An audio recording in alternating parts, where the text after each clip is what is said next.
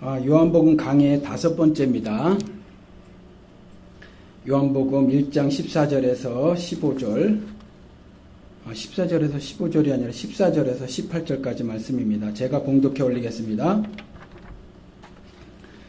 말씀이 육신이 되어 우리 가운데 거하심에 우리가 그의 영광을 보니 아버지의 독생자의 영광이요 은혜와 진리가 충만하더라. 요한이 그에 대하여 증언하여 외쳐 이르되 내가 전에 말하기를 내 뒤에 오시는 이가 나보다 앞선 것은 나보다 먼저 계심이라 한 것이 이 사람을 가리킴이라 하니라. 우리가 다 그의 충만한 데서 받으니 은혜 위에 은혜로라. 율법은 모세로 말미암아 주어진 것이요 은혜와 진리는 예수 그리스도로 말미암아 온 것이라. 본래 하나님을 본 사람이 없으되 아버지 품속에 있는 독생하신 하나님이 나타내셨느니라. 아멘.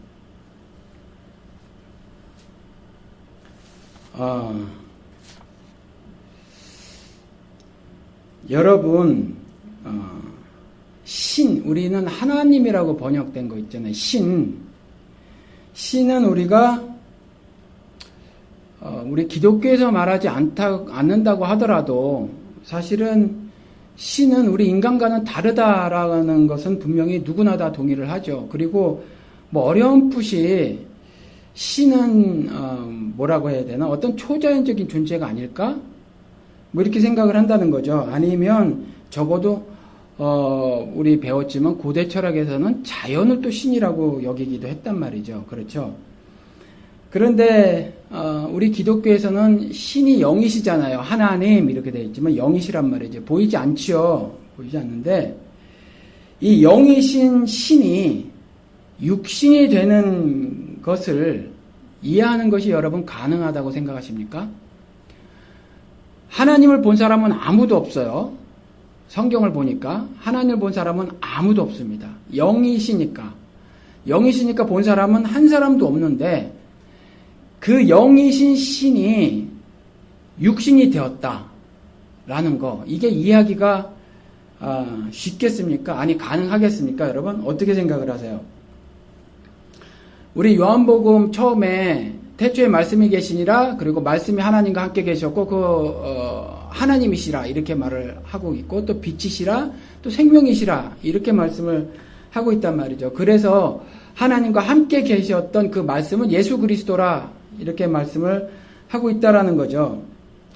그러니까 말씀이라는 신이신 그리스도가 육신이 된 게 이게 우리 그냥 지금 하도 들어서 그냥 그런가 보다 그러고 지나가지만, 이게 조금 따져 들어가 보면 정말 우리가 이걸 이해하고 있는가? 그렇죠? 우리가 정말 이걸 이해하고 있는가 한번 살펴보면 사실 그렇지 않을 수 있다는 거죠. 그렇지 않을 것 같아요. 왜냐하면 이게 초자연적인 사건이잖아요. 그렇죠? 영이신 하나님 자체가 초자연적인 존재시란 말이에요. supernatural being이죠. 그렇죠? 그런데 지금 우리 같은 그 natural being, 이렇게 변하셨다라는 거예요. 이렇게 변하셨다.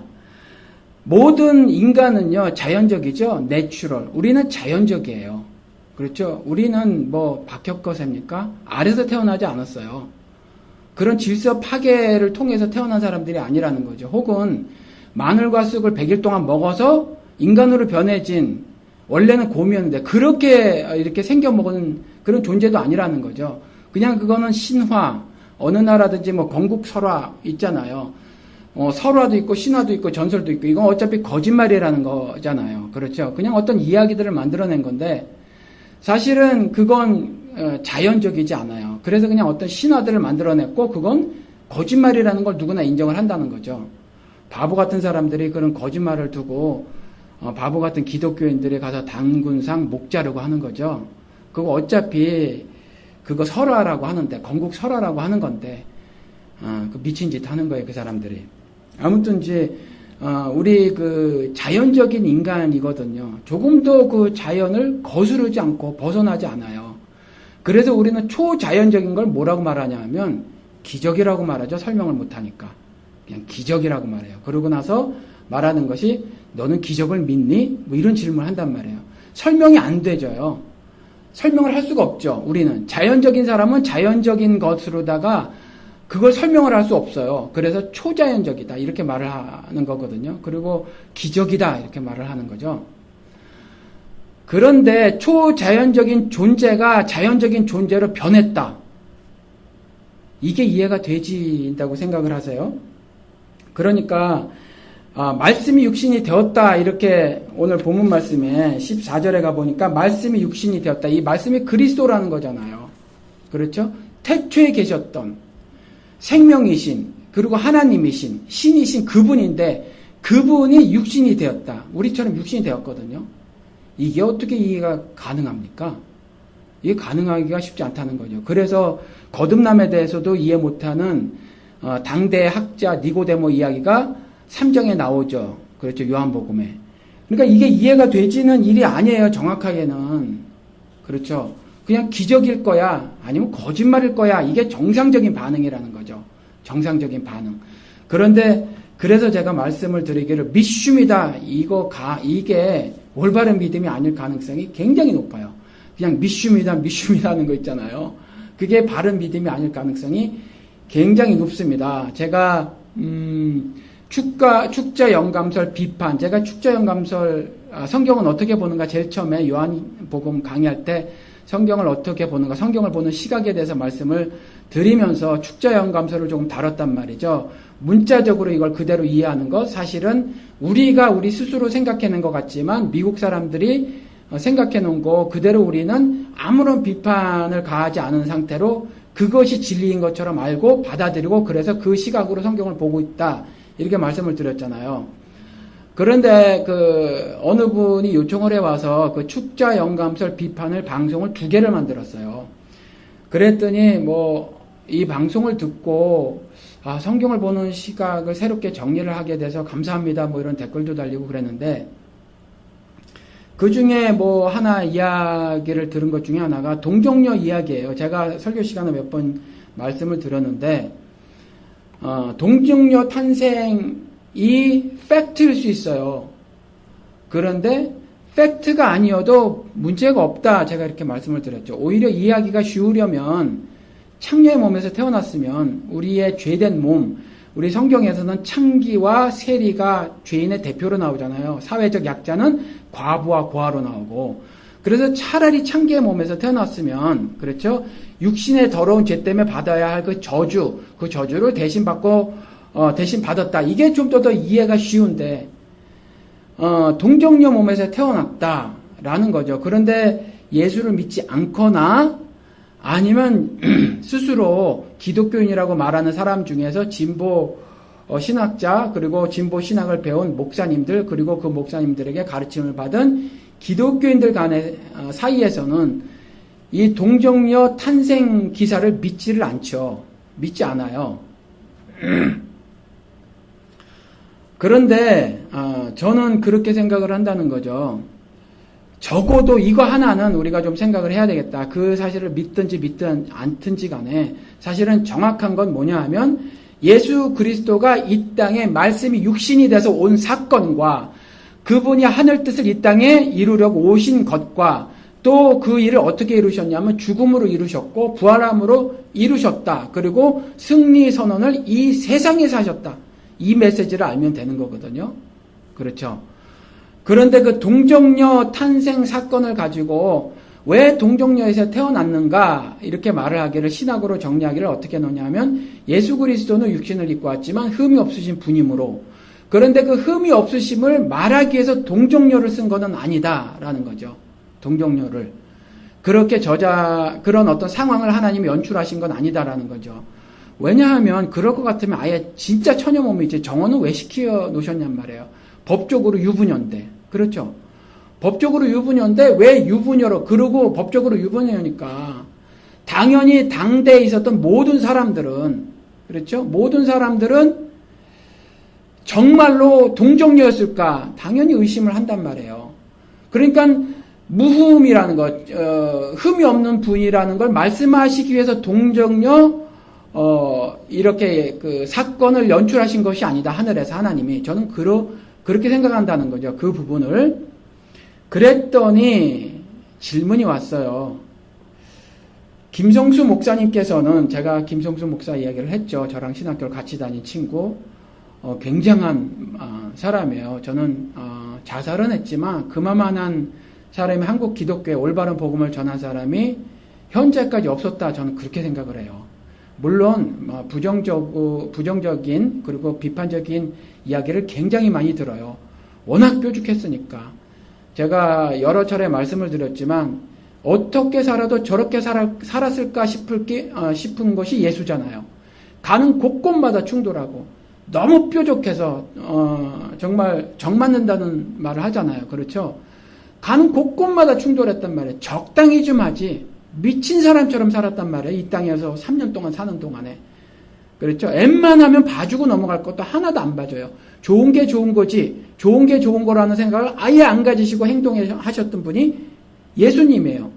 그런데 그거와 비슷하게 살았단 말이죠. 현재의 당시의 종교인들, 유대인들이 보였던 그런 한국 기독교계의 잘못된 점들을 정말 이렇게 두꺼운 이런 기독교는 없다라는 책도 써가면서 정말 그렇게 살았던 사람인데 그 사람에게 성경 공부를 했던 것 같아요. 아니면 적어도 설교를 들었던지. 김성수 목사님께서는 하나님께서 이와 같이 동정녀 몸을 통해서 예수를 탄생하게 할 것을 미리 안 사탄이 그것을 미리 조작을 해놓은 것이다. 왜냐하면 수메르가 역사 시작이라고 말하는 사람들이 많잖아요. 그리고 중근동에 동정녀 탄생 설화들이 굉장히 많이 있어요. 예수 탄생 이전에 굉장히 많이 있어서 예수를 안 믿는 사람들이라든가 뭐 또 창세기나 아니면 복음서 같은 것을 그 신화라고 생각을 하거나 한 20% 정도만 팩트고 나머진 그냥 거짓말에다 꾸며낸 얘기다라고 말하는 기독교계 내의 사람들은 이걸 믿지 않거든요. 이걸 믿지 않아요. 그런데 그런 신화라고 하고 이렇게 말을 하는데 이렇게 그 김성수 목사님께서는 그렇게 말씀을 하셨는데 목사님께서는 제가 그렇게 말을 했거든요. 사람들에게 이해하기 쉽게 하기 위해서 당시에 있었던 그런 어떤 그 사건들, 그 사건을 모형을 차용한 것이다. 하나님이 차용해서 그와 같은 일을 연출하셨다. 혹은 연출하지 않으셨다고 해도 저는 괜찮다. 문을 열어놓는다라는 거죠. 괜찮고 다만 그와 같은 이야기를 기록해 놓으셨다라고 말씀을 드렸더니 김성수 목사님은 그렇게 말씀하셨는데 목사님은 차용을 하셨다라고 말씀을 하시는군요. 사탄이 하나님께서 동정녀 몸을 통해서 예수 탄생의 역사를 이 땅에서 하게 하실 것을 미리 알고 미리 사탄이 그런 일을 미리 저질렀다. 사람들을 혼란스럽게 만들려고. 그러면 우리 보통 교인들이 흔히 말하는 이 목사님은 이렇게 말하고 저 목사님은 저렇게 말해서 혼란스럽습니다. 이런 말씀을 하잖아요. 그래서 혼란스럽습니다. 목사님 이렇게 말을 하는 거예요. 그래서 차라리 캐톨릭처럼 그냥 어떤 절대적인 권위를 가지고 그냥 A는 A고 B는 B다 이렇게 가르쳐 줬으면 좋겠다. 이렇게 말씀을 하는데 그래서는 안 되죠, 여러분. 그렇죠. 그래서는 안 돼요. 그래서 캐톨릭이 어떤 범죄를 저질렀어요? 성경보다 신부의 가르침을 진리라고 말했잖아요. 그렇죠. 지금도 그러고 앉았고 지금도 한국 기독교계에서 캐톨릭을 비판해서 탄생한 것이 개신교인데 그냥 절대적인 카리스마를 가지고 목회한 사람들이 그 사람 말이 법이고 그 사람 말이 하나님 말씀이지 성경 말씀이 아니잖아요. 기독교도. 게다가 한국 교육은 주입식 교육이라 따지고 들지 않거든요. 그냥 뭐라고 말하면 외우죠. 그렇죠? 그냥 그대로 받아들이죠. 그러니까 지금 한국 기독교가 이 모양 이 꼴이 난 거고 신앙이 아닌 모습이 지금 연출이 된 건데 답답하니까 이제 그런 말씀을 했단 말이죠. 그런 반응이 있었고 또 다른 사람은 그러다 보니까 어느 책 예수는 신하다라는 책을 소개를 하면서 몇 페이지까지 적시를 하면서 예수는 신하다 역사적 존재가 아니다. 로마 역사를 뒤져보니까 인간이 자신이 하나님의 아들이다라고 하면서 자신의 신성을 주장했던 사람이 발견이 되지 않았다. 로마 역사에서. 이렇게 말을 하는 겁니다. 그럼에도 불구하고 이렇게 한 발 뒤로 물러서는데 어떻게 물러서셨냐 하면 그럼에도 불구하고 믿어야 되겠죠? 이렇게 말씀을 하는 겁니다. 제가 술에 대해서도 얘기를 하고 제사에 대해서도 얘기를 하고 제사를 드리는 것이 제사를 드린다는 것이 이방신을 섬기는 것을 얘기해서 우리가 단순히 차례 드리고 뭐 부모를 그냥 기리는 것으로서의 제사는 드려도 됩니다. 제가 이렇게 말씀을 드리고 이스라엘은 술을 정기적으로 주기적으로 마셨고 즐겼던 성경 기록들을 꽤 갖고 오면서 성경은 술을 거부하는 것이 아니라 술 취함, 방탕하게 되니까 그걸 지적을 하고 있습니다라고 말을 했죠. 물론 술을 권하는 것은 아니지만 이런 식으로 말을 했단 말이죠. 그런데 그런 말씀을 듣고도 여전히 제사에 대해서는 동의를 하지 않지만 또 다른 시각이 있을 수 있구나라고 받아들이는 것처럼 예수는 신하다라는 책을 읽어보니까 예수가 역사적인 존재가 아니다라는 어떤 증명 같은 것들을 했는데 그 사람들이 그럼에도 불구하고 그 사람 말을 따르지 말고 그냥 무조건 믿어야 되겠죠? 이렇게 한 발짝 물러서면서 말을 하는 거예요. 그래서 제가 거기에 140자밖에 못 써서 무려 5칸을 할애를 해서 답글을 달아드렸어요. 의심이 발생했는데 의심을 지울 수가 있으십니까? 라고 답글을 써드리기 시작을 했죠. 그러면서 의심이 되면 의심을 하시는 것이 좋고 의심을 하는 것에 있어서는 성경까지 포함하셔서 의심을 하셔라. 제가 이렇게 말씀을 드렸어요. 그래야 답이 나옵니다. 그렇지 않으면 답이 안 나와요. 이 성경은요, 비밀이라 그냥 신학 공부를 많이 한다고 깨달아지는 것이 아니라 성령 하나님의 도우심이 있어야 해요. 그리고 믿음은 들음에서 난다고 여러 차례 말씀을 드렸지만 중근동은 오럴 컬처니까 입에서 입으로 말씀을 전했단 말이에요. 그래서 들음이라고 했는데 지금 우린 책이 있으니까 읽음이라고 하시자고요. 읽음에서 나는 거예요, 믿음은. 그래서 많이 자주 읽어야 해요. 그래서 생기는 거거든요. 그런데 그냥 믿습니다 하면요, 그냥 의심이 안 가져지면 이 비밀이 깨달아지지가 않아요.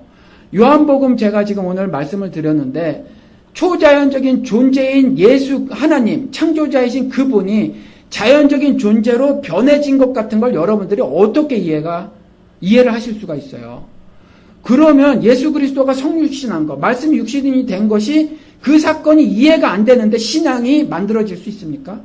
신앙이 안 만들어져요. 그냥 신앙인 것 같은 거지. 절대로 신앙이 아니라는 거예요.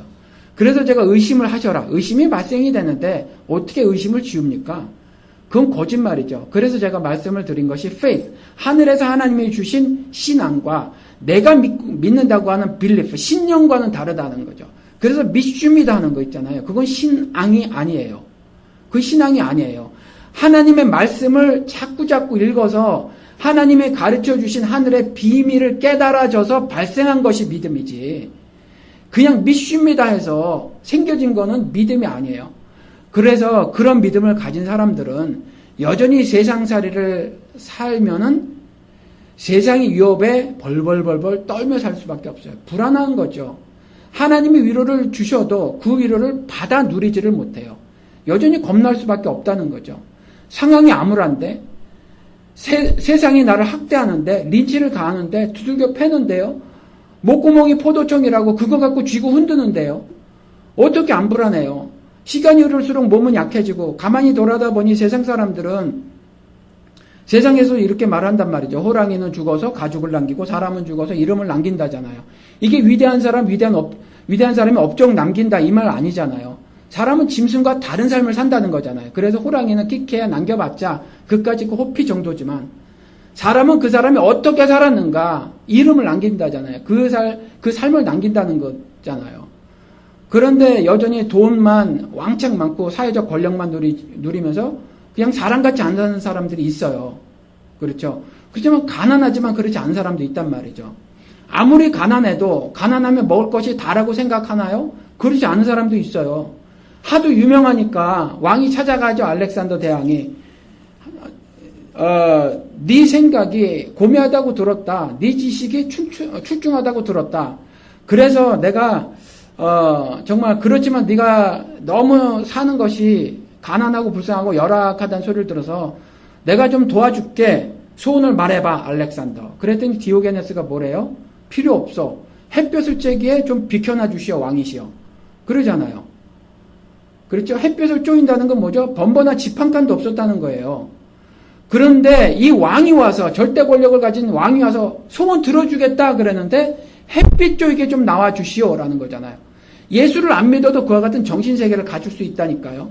배고파 죽겠는데 주머니 안에는 6펜스밖에 없다고요. 책을 살까 먹을 거 살까 기싱. 책 사는단 말이죠. 나중에 결국. 그러니까 그런 정신세계를 가질 수 있어요. 그런데 하물며 하나님과 하나 되었다고 하는 우리는 그와 같은 영혼의 살림살이를 살아갈 수 없겠느냐 말이에요. 있거든요. 그렇죠.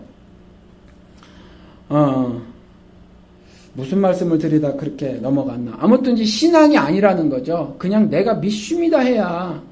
세상이 이와 같이 학대를 가하면 여전히 나는 쓰러질 수밖에 없는 존재라는 거죠. 그래서 항복한단 말이에요. 세상에. 항복해요. 그러고 산단 말이에요. 그런데 하나님이 이 성경을 주신 것이 이사야서의 말씀에 의하면 이 말씀을 준 것을 언약을 체결한 거라고 말씀을 하잖아요. 그렇죠. 하나님이 자신의 백성과 언약을 체결한 구체적인 모습은 뭐냐 하면 말씀을 우리에게 주신 거예요. 이스라엘에게 말씀을 주신 것이 언약을 체결한 거잖아요. 그렇죠. 하나님의 백성에게 말씀을 주신 것이 체결한 것인데 말씀을 주셨는데 그렇죠. 말씀을 주셨는데 말씀을 등한시한다면 내가 하나님의 언약을 내가 스스로 파기하는 거란 말이에요. 내가 스스로 파기하면 내가 하나님의 백성임을 거부하는 거죠. 그렇죠. 거부하는 거예요. 그러니까 정말 사실은 교회를 다니지만 딴 세계에 사는 거예요. 하나님이 창설하신 그리스도 나라에 사는 사람이 있어요. 교회를 다니면서. 그렇지만 그리스도 바깥에서 세상 나라에 사는 사람이 있단 말이죠.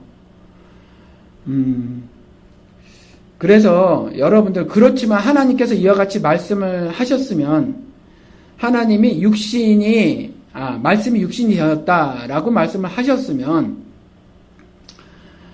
말씀이 육신이 된 것, 신이 육신이 된 것, 슈퍼내추럴 비잉이 내추럴 비잉으로 된 것, 초자연적인 존재가 자연적인 존재로 된 것을 이해할 수 있음.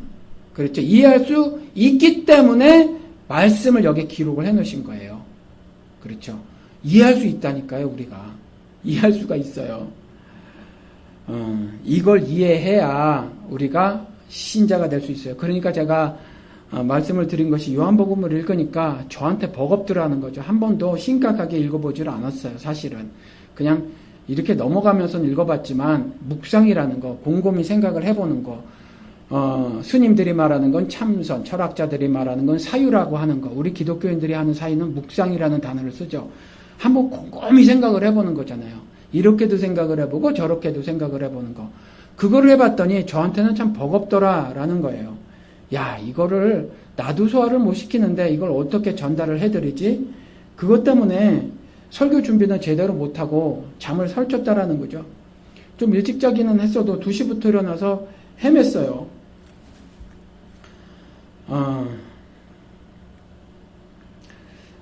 아무튼 이제 초자연이 자연이 돼준 겁니다. 하나님께서, 그러니까 신이신 초자연적인 존재가 자연적인 존재가 돼줬다고 하는 건 초자연이 자연이 돼준 거잖아요. 그렇죠? 초자연이 자연이 돼줬다라는 건 이제 자연인 우리, 자연적인 우리들은 자연적이 돼주신 초자연적인 존재를 이해할 수 있다. 이 말이잖아요. 그렇죠? 그러기 위해서 초자연적인 존재가 자연적인 존재가 돼주신 거예요. 하나님이 자신을 계시하시는 거죠. 하나님이 자신을 나타내시는 거예요. 드러내시는 거예요. 그런데 초자연적인 방법으로는 자연적인 존재인 우리가 이해를 못하니까 초자연적인 존재이신 그 신께서 자연적인 존재로 슬쩍 변하셔서 스스로를 나타내시고 계시라는 거죠. 그러니까 이제 우리가 이해가 가능하다라는 거예요. 그래서 가능하다라는 겁니다. 스스로 나타내신 거죠. 그래서 말씀이 육신이 되었다, 그리스도가 육신이 되었다라는 건 하나님께서 하늘 뜻을 나타내신 거예요. 그래서 예수 그리스도의 이런 그 고백들이 있지 않습니까? 요한복음 5장 18절 19절에 가서 보면 유대인들이 예수를 잡아 죽이려고 하고 있거든요. 왜냐 하니까 예수 그리스도께서 안식일을 범해요. 우리 마태복음 12장에 가서 보면 안식일 논쟁 예수 그리스도가 벌이는데 보통 자신들의 율법 해석을 가지고는 안식일을 하지 못할 일을 예수와 예수의 제자들이 하더라라는 거죠.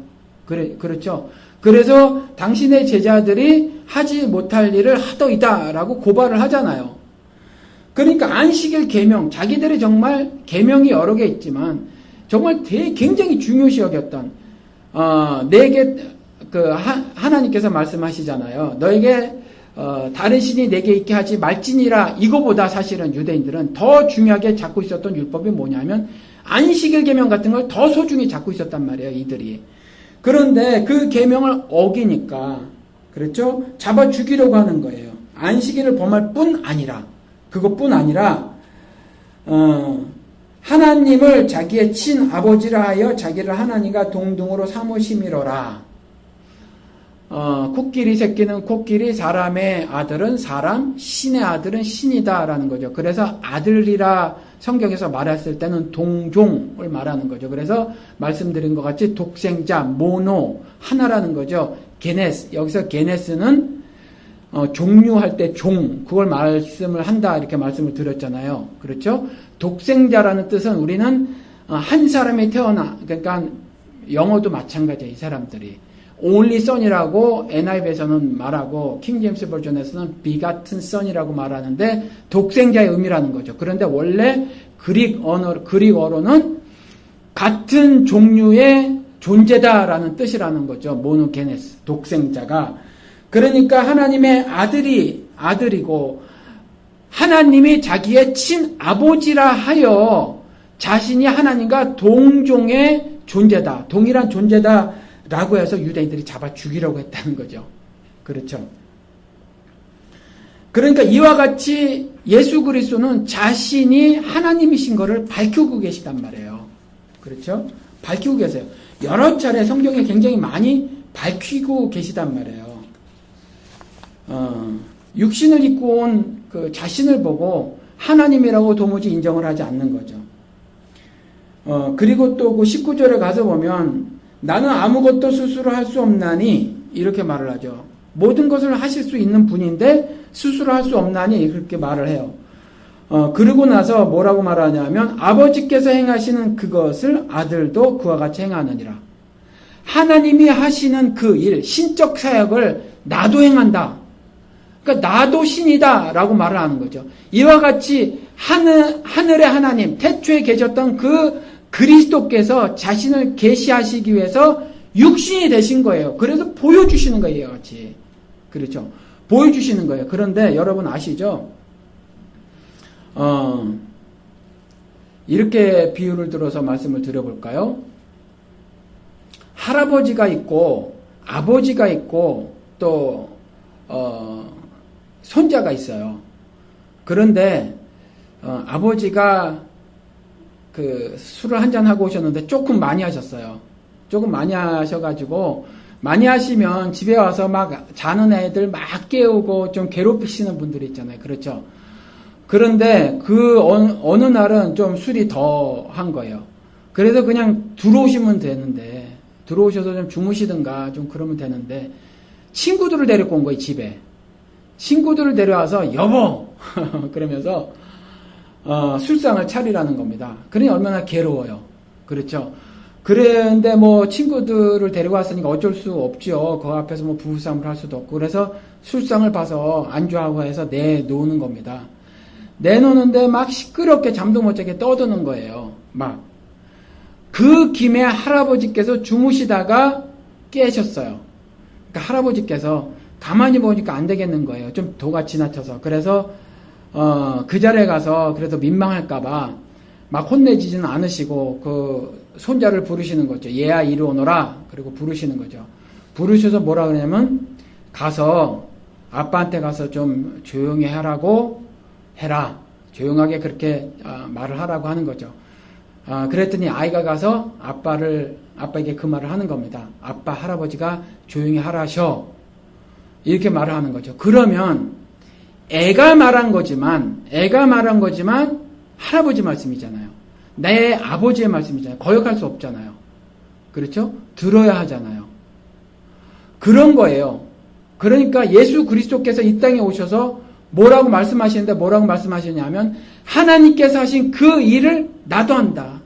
신이신 그분이 하시는 일, 신적 사역을 나도 한다라는 거죠. 그와 같은 거예요. 그 권위가 있다는 거죠. 신적 권위가. 그렇죠. 그렇게 선언하고 있단 말이죠. 한두 번이 아니에요. 이렇게 말씀하시는 것이. 굉장히 여러 차례 말씀하시는 거죠. 그리고 마태복음 9장에 가서 보면 그 중풍병자 이야기가 나온단 말이죠. 그렇죠? 중풍병자 이야기가 나오는데 참남하도다 이렇게 말을 한단 말이죠. 참남하도다 유대인들이. 근데 이 참남하도다가 사실은 원래 이런 뜻이에요. 우리는 참남하도다라고 번역을 하고 있지만 신성모독을 하는도다 이런 뜻이에요. 원래 신성모독을 하는도다. 저가 왜 그러냐면 예수 그리스도께서 그 중풍병을 낳은 사람에게 그렇게 얘기를 했거든요. 네가 침상을 걷어서 걸어가라 이렇게 말씀을 하신 것이 아니라 그건 나중에 말씀하시고 네가 죄사함을 받았다. 네 죄가 용서를 받았다라는 거죠. 그렇게 말을 하니까 죄 용서함은 하나님께서만 하실 수 있는데 그렇게 말씀하시니까. 그렇죠. 그러니까 참나머더다. 저가 신성을 모독하는도다. 이렇게 유대인들이 속으로 생각을 하는 거죠. 그때 예수님께서 그 마음의 중심을 다 꿰뚫어 읽으시고는 말씀을 하시는 거죠. 어느 말이 쉽겠니? 네가 생각을 해봐라 라는 거죠. 병 걸린 사람 병이 치료가 됐는데 넌 치유가 됐으니까 이제 퇴원해도 돼 이렇게 말하는 게 쉽겠니? 아니면 병 걸린 사람이 병이 났는데 네 죄 용서함을 받았다 하는 게 말이 쉽겠니? 라고 물어본다는 거죠. 그 말씀을 다 그 마음을 다 읽으시고. 그런데 물론 네가 병이 다 났으니까 퇴원해도 돼 라는 말이 쉽지만 내가 왜 그렇게 말을 했냐 하면 내가 바로 그 신이어서 그래 라는 말씀을 하시는 거거든요. 그러니까 예수님께서는 계속해서 자신이 하나님이심을 여러 차례에 걸쳐서 말씀을 하고 계신 거거든요. 이렇게 드러내시는 거예요. 이렇게 이해를 하게 해주시기 위해서 말씀이 육신이 되셔서 오신 거거든요. 그렇죠. 육신이 되셔서 오시고 그분이 그와 같이 입을 열어서 가르쳐 가라사대 하면서 그 말씀으로 계시라는 거예요. 말씀으로 자신을 드러내시고 나타내시는 거죠. 그러니까 병고침도 기적도 다 동일한 거죠. 말씀이 육신이 되셔서 행하셨기 때문에 자신이 누구신가를 말씀하시기 위해서 그와 같은 일을 행하시는 거예요. 그래서 이 땅에 초자연적인 존재이신 신께서 자연적인 존재로 변해져서 탈바꿈 되셔서 성육신 하셔서 이 땅에 오신 거예요. 우리로 하여금 이해를 하게 하시기 위해서. 그걸 이해해야 우리가 소망을 갖잖아요. 아, 하나님과 함께 연합돼서 우리도 나중에 죽지 않고 썩을 몸으로 다시 부활되는 그 소망을 가질 수가 있어요. 그냥 우리가 육신적인 생각밖에 못하고 육신적인 이해밖에 못하면 우리가 나중에 고린도전서 15장에 약속해 놓으신 정말 15장 전체에 걸쳐서 자세하게 써놓으신 부활되는 거 그것이 소망이 생기겠어요? 안 생기죠. 부활의 의미를 모르는데 영광스럽게 되는 걸 모르는데 거룩하게 되는 걸 모르는데 어떻게 그것을 소망으로 가질 수가 있겠느냐라는 거죠. 그래서 이 말씀을 하고 계시는 거예요. 그런데 여전히 그리스도께서 요한복음 처음에 보면 조금 전에 이거부터 말씀을 들어볼게요. 이거 할아버지, 아버지, 그 다음 손자 얘기를 비유를 들어서 말씀을 드렸잖아요. 그런데 술이 떡이 된 그 아버지가 있다면 할아버지가 아무리 얘기를 해도 말을 안 들을 수도 있어요. 개망나니 같이. 그렇죠. 그런 것처럼 불순종하는 경우가 있단 말이에요. 사실. 불순종하는 경우가. 그래서 말씀을 하시기를 지난주 본문 말씀에 보면 빛이 어둠에 비치되 어둠이 깨닫지 못하더라. 깨닫지 못하는 경우도 있어요. 깨닫지 못하는 경우도. 교회 안에도 많죠. 그리고 9절에서부터 11절까지 보면 참빛 곧 세상에 와서 각 사람에게 비추는 빛이 있었나니 그가 세상에 계셨으며 세상은 그로 말미암아 지은 바 되었으되 세상이 그를 알지 못하였다잖아요. 그렇죠? 자기 땅에 오매 하나님의 땅이거든요. 그런데 자기 백성이 영접하지 아니하였으나 영접하지 아니했대잖아요.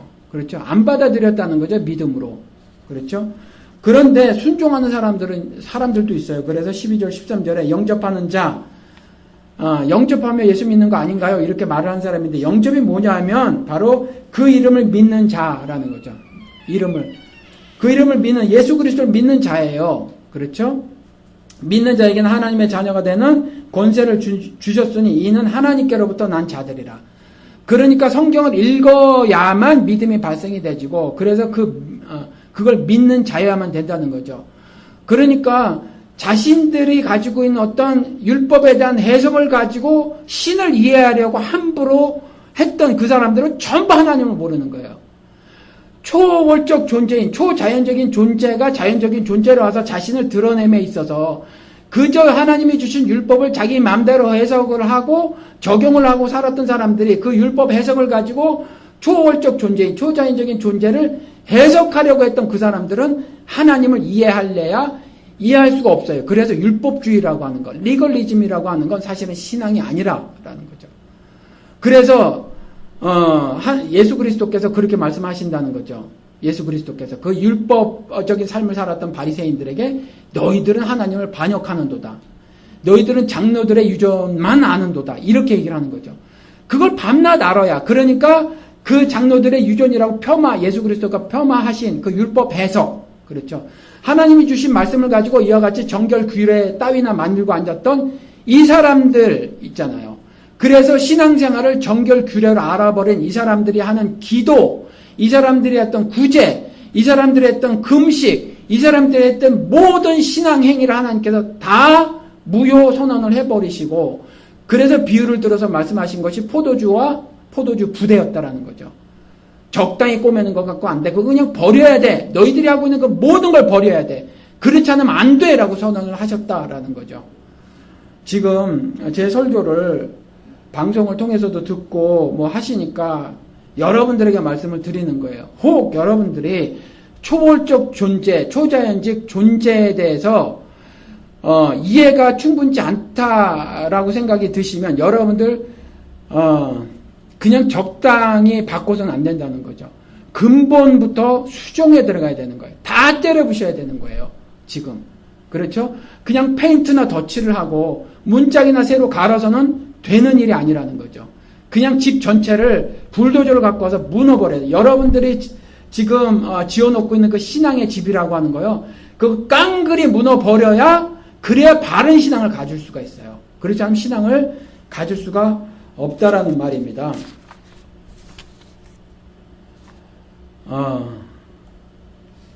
말씀이 육신이 되었는데 그걸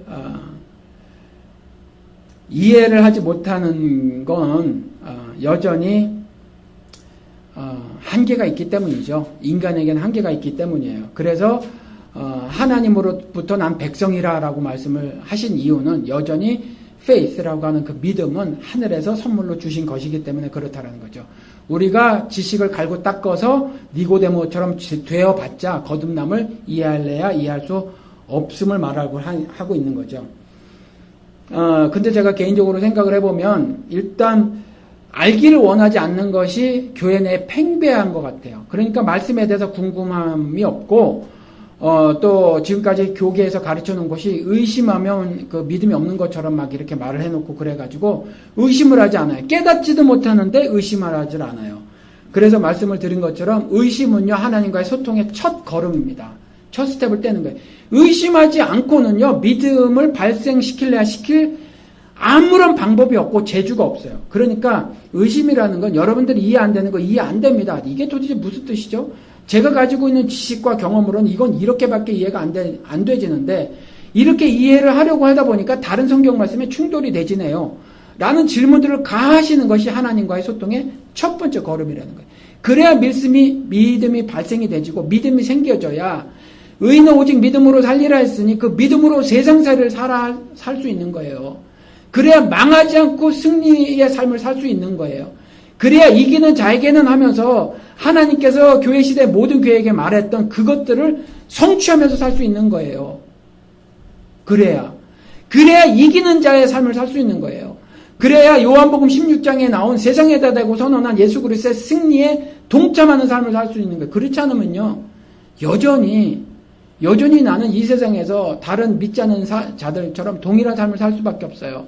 여전히 몸을 쇠가 빠지게 굴려서 그저 죽고 난 다음에는 하나도 내 무덤에 가져가지 못할 재물을 위해서 사는 수밖에 없다는 거죠. 그렇죠? 그러니까 여러분들이 그렇게 아셔야 해요. 뭐 건강보험 드러난다고 안 죽어요? 병 안 걸립니까? 그렇죠? 그런 인생밖에, 육신의 삶밖에 살 수 없다라는 거죠. 그래서 알기를 원하지 않는 것 같아요. 제 생각에는 일단. 성경 말씀에 관심이 없어요. 하나님 말씀에 관심이 없는 것이 첫 번째인 것 같고, 또 하나는 내가 이미 알게 된 것 때문에 그래요. 이게 두 가지 이유인데, 우리가 적그리스도, 뱀의 모습을 띠고 와서, 뭐 진짜 뱀 아니겠죠. 뭐 그럴 수도 있고, 그런 게 중요한 게 아니라는 거죠. 적그리스도라는 거죠. 적그리스도가 그렇게 꼬셔댄단 말이에요. 너희가 하나님의 말씀대로 살지 마. 살지 말고 내 말대로 들어 살아봐. 그럼 너희 눈이 띄어질 거야. 이렇게 말을 하고 하나님 말씀대로 살지 않고요. 적그리스도의 말대로 살았더니 눈이 번쩍 띄었다는 거죠. 번쩍 띄어서 내가 내 삶을 경영할 수 있는 지혜가 막 생기는 거예요. 그렇죠? 악한 상황 속에서도 헤쳐나갈 수 있는 힘을 내가 막 키우며 살기 시작을 하는 거죠. 그렇죠? 가시와 엉겅퀴가 나는 데서도 살아보니까 살아볼 만한 것들을 경험을 축적해서 이제 알게 되는 거죠. 그렇죠? 그래서 내가 지금 알게 된 것들을 가지고 성경을 보니까, 하나님 말씀을 보니까 죄다 틀려먹었어요. 말이 안 되는 게 너무 많다는 거죠. 말이 안 되는 게 너무나 많아서 그래서 성경을 읽어도 신화 뭐 이렇게 보는 거고, 도무지 이해가 되지 않는 거고, 또 비논리적이고 합당하지 않고, 또 손 구약 같은 거 보면 정말 지저분하고 더러운 얘기들로 그득그득 차 있고, 또 말도 안 되는 이야기들로 많이 쓰여져 있고, 뭐 사람이 무리에 거는 이야기 따위나 쓰여져 있고 말이죠. 뭐 이런 거거든요. 그래서 그런 것들이 이해가 되지 않는 거예요. 내가 이미 가지고 있는 그 지식, 사실은 적그리스도가 그 내 머리와 가슴 속에 다 집어넣은 거거든요. 내 머리와 가슴 속에. 그래서 말씀을 드렸잖아요. 죄인들이 고안해낸 법제도 장치, 그리고 죄인들이 만들어낸 윤리와 도덕, 그거 가지고 만드는 세계를 세상이라고 한다. 이렇게 말씀을 드렸잖아요. 그렇죠. 그 세상에 살면서 자꾸 만들어낸 그 지식으로 보니까 이 말씀이 말이 되지를 않아서 그 초월적 존재, 그래서 초월적 존재가 초자연적 존재가 자연적 존재로 변화되어서 계시를 하고 있음에도 못 깨닫는 거예요. 그래서 못 깨닫는 겁니다. 아내가 한국에 갔었죠. 광화문에 택시를 타고 지나갔대요. 광화문에서, 저는 광화문 광장을 못 가봤는데 사진으로 보면 많이 변했어요. 그런데 거기서 매일같이 작게 그 데모를 하잖아요. 그런데 택시를 타고 간 택시 운전사가 그렇게 말씀을 하시더래요. 먹고 살기도 힘들어 죽겠는데, 저 사람들 때문에 세월호 사고가 난 지가 언젠데, 이렇게 말씀을 하시더랍니다. 그런데 여러분, 따져보시자고요. 정말 먹고 살기도 힘든 이유가 세월호 유족들 때문이에요? 아니잖아요. 근데 왜 그런 생각을 갖게 되죠? 세상이 거짓말하는 거예요, 여러분들. 세상이. 제가 여러 차례 말씀드렸지만 우리나라가 이만큼 잘 먹고 잘 산 게 박정희 때문이에요? 그럼 이만큼 못 사는 사람들은 박정희 탓입니까? 그렇게 말해야 맞잖아요. 이렇게 잘 먹고 잘 살게 된 게 박정희 때문이라면 못 사는 것도 박정희 때문이어야 하잖아요. 근데 잘 먹고 잘 산 건 박정희 덕분인데 못 사는 건 왜 내 탓이어야 되죠? 이상하잖아요. 이거 거짓말인 거거든요. 왜 세월호 유족 때문에 자기가 먹고 살기가 힘들어요? 그렇잖아요. 지금 가난한 사람들, 어느 분이 저랑 대화를 하는데 뭐라고 하는데, 저 아직 공순이에요. 40대 아주머니께서 저 아직 공순이에요. 이렇게 말씀을 하시더라고요. 그러면 한국에서 공순이로 살아면 스스로 그렇게 말씀하시는데 공장에 다닌다는 얘기겠죠. 한 120만 원 정도 받는 것 같아요. 쇠가 빠지게 일해서. 그러면 가난하셔서 그 일을 하시는데 애 키우느냐고. 그렇죠. 사교육에 돈 이렇게 저렇게 내려면 좀 비싸요. 그런데 그렇게 못 사는 이유가 뭐 때문이죠? 그 못 사는 이유가 도대체 뭐 때문이에요? 우리가 좀 따져보시자고요. 성경은 이렇게 말하고 있어요. 못 사는 이유를 여러분. 성경은 이렇게 말하고 있습니다. 심지어 성경을 모르는 사람들도요. 그 노동의 이익은 노동자의 것이다. 이렇게 말을 한 사람이 마르크스예요. 자본론에서. 그렇죠? 하나님을 모르는 사람도 생각을 해보면 그게 맞다라고 생각을 해요. 근데 노동의 이익을 일부가 다 가져가잖아요. 그래서 우리가 착취라는 단어를 쓰죠. 그렇죠? 노동 착취, 임금 착취 그런 말을 쓰잖아요. 몇몇 힘 있는 자본가가 가져간단 말이에요. 그들 때문에 우리가 먹고 사는 게 아니라 그들은 우리를 착취하고 있어서 우리가 가난한 거예요. 그게 칼 막스가 그렇게 얘기한 거거든요. 노동자의 이익이 노동자에게 안 돌아가서 그래요. 그렇죠? 엘살바도르에 아이들이 학교도 안 간답니다. 독재 12가문이 있다는데, 12가문이라네? 그 사람들이 나라 재산의 50 몇 프로를 가지고 있대요. 그래서 6살, 7살 된 애들이, 그 나라에는 세계 여러 나라가 있지만, 육지하고 바다하고 이렇게 있는 그 바닷가에, 물속에서 뿌리를 내리고 있는, 바닷물 속에 뿌리를 내고 있는 어떤 식물들이 있대요. 그걸 뭐라고 한다는데, 그런 데서 자란 식물들을 뭐라고 한다는데, 해안가에서 자라는 거, 거기에서 조개를 캐면서 먹고 살아야 되는 애들이 있는데, 하루 종일 먹고 산다는 거, 하루 종일. 그렇게 해야 버는 게 1, 2불이래요. 1, 2불. 1, 2불이래요. 세계의 살인율이 그 나라가 4위래요. 4위. 1위는 어느 나라래나 인구 10만 명당 거의 1000명이 죽는데 900 몇십 명. 그 나라는 500 몇십 명이 죽는데요. 굉장히 많이 살인이 있고 방화, 마약 그런데 애들이 그렇게 했는데 부모가 자식 버리는 일도 흔하고 너무 가난하니까요. 근데 어떤 꼬마 아이는 9살짜리가 그냥 동생을 먹여 살리기 위해서 가가지고 그 조개를, 꼬막 같은 조개를 하루 종일 캔다는 거예요. 그 1, 2불 가지고 자기 동생하고 먹고 산다는 거예요. 얘네들은 왜 이렇게 가난해요? 왜 가난합니까, 얘네들이? 세월호 유족 때문에 가난해요, 정말? 아니에요, 여러분. 아니에요. 성경은 이렇게 말하고 있어요. 칼 마르크스가 잘 봤어요, 이거. 노동의 이익이 노동자에게 안 돌아가서 그래요. 그게 비싼 레스토랑에서 비싸게 팔린답니다. 이상한 분배 구조 때문에 그런 거죠. 성경이 그렇게 말하고 있어요. 출애굽기에. 우리 하나님 섬길래, 여러분 제가 여러 차례 이 말씀 전해드렸죠. 하나님 사흘길 가서 섬기겠습니다. 먹고 사는 일도 중요하지만, 그렇죠. 먹고 사는 일도 중요하지만 내 영혼의 삶도 되게 중요하기 때문에, 그것이 더 중요하기 때문에 먹고 사는 것도 중요하지만 사흘길을 나가서 광야에 가서 우리는 하나님께 제사를 드리고 살겠습니다. 그랬더니 세상 임금을 상징하는 바로, 지금 현대 세계에서 뭐죠? 자본가들이잖아요. 미국도 누가 움직여요? 자본가들이 움직이죠. 그래서 오죽하면 Jewish owns America라고 말을 한 사람들이 있다고 그랬죠. 미국은 Jewish가 소유하고 있다. 왜 그래요? 다 중요한 회사들 Jewish가 다 가지고 있으니까. 국가 정책을 누가 해요? 정치인들, 행정부 사람들이 하나요? 아니에요. 미국도 더 이상. 그 사람들과 자본가들이 같이 회의해서 결정을 해요. 그렇죠. 세상에서 제일 발달했던 나라들이 자본가들의 생각대로 국가 정책을 만들어야 된단 말이에요. 한국도 마찬가지잖아요. 삼성이 만들어요. 정경련이 만들어요. 그렇죠. 그들이 만드는 대로 절대 다수가 노예처럼 살아가고 있단 말이에요. 바로가 뭐라고 말해요?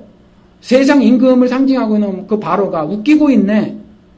웃기고 있는데 하나님을 섬겨? 영혼의 삶이 어쩌고 저째? 웃기고 있네. 너희들 배가 불러서 그래. 이렇게 말하잖아요. 배가 불러서 그래. 너희들 지금 벽돌 굽고 있지? 벽돌 지금 굽고 있는데 벽돌 구우려면 지푸라기가 필요한데 지금까지는 지푸라기는 우리가 줬어. 그런데 이제 지푸라기도 너희들이 스스로 공급해. 일에다가 일을 더해주는 거죠. 그러니까 세상 임금은 뭐라는 어떤 도덕과 철학을 만들죠? 세상은 넓고 할 일은 많다 그러잖아요.